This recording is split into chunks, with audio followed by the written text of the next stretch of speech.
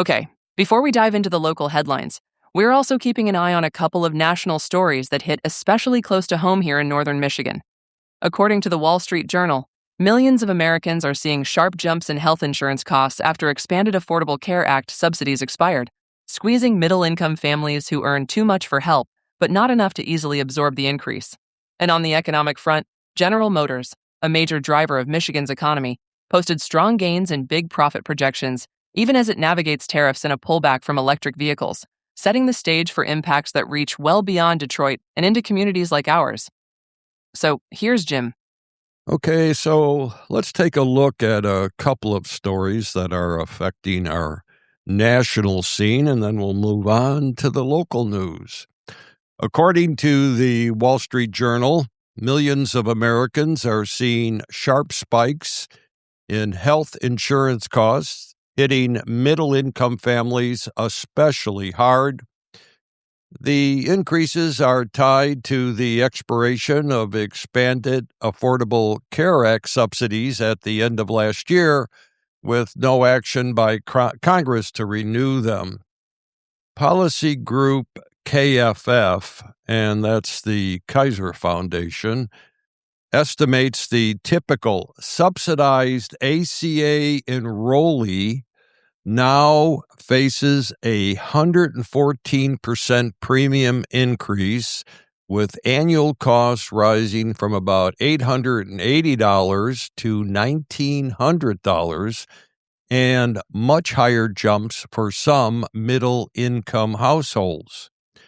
For families earning just over the subsidy cutoff, monthly premiums can now exceed, and this is the big issue, the monthly premiums can now exceed mortgage payments, forcing many to drop the coverage altogether.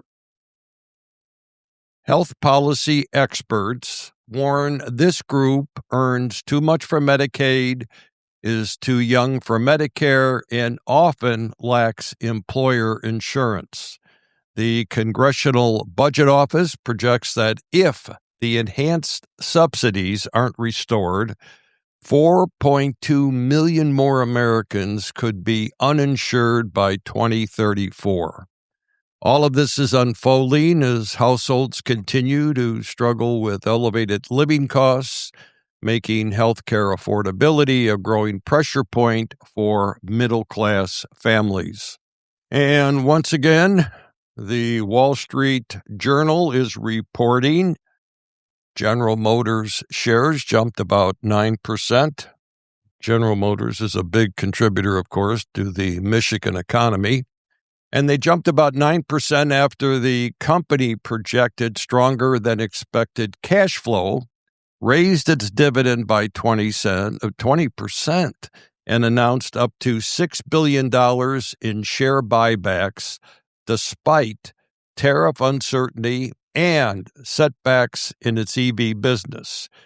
GM said it's on track for $13 billion to $15 billion in adjusted earnings in 2026, exceeding most forecasts, and even after dropping a $3.3 billion fourth quarter loss tied largely to EV write-offs. And I think that's primarily because of the $7,500. We had that income tax credit that you could take on EVs, and that, of course, is now gone. Excluding these charges, quarterly operating income beat expectations, capping a turbulent year shaped by President Trump's tariffs and a strategic pullback from money-losing electric vehicles. The automaker said EV volumes will be significantly lower this year, reducing losses by as much as $1.5 million in 2026, while it leans more heavily into profitable gasoline trucks and SUVs. GM also warned that tariffs could cost $3 billion to $4 billion in 2026, particularly if high duties on South Korean imports are reinstated, adding fresh risk to its outlook. Now on to some local news. The major sale of NMC's Boardman Lake campus has been finalized.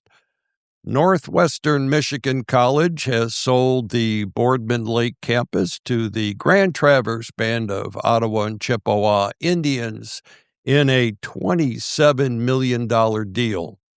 The tribe plans to use the properties as a central government services hub while keeping public trails and lake access. NMC will lease back some space during a transition period while it refocuses on its main campus. The agreement also protects Greenspire School's lease through 2030 with an option to extend.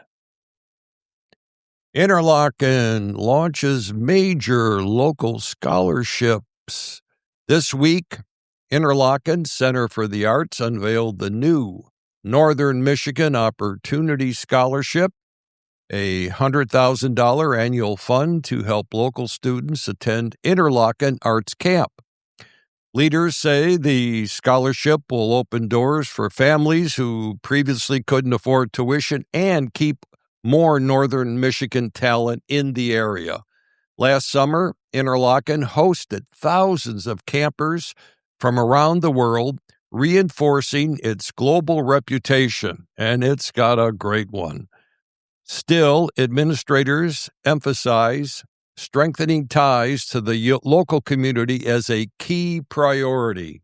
And finally, the Traverse City Fire Department is on track to become the city's primary ambulance transport provider in July after more than a year of hiring staff and purchasing equipment.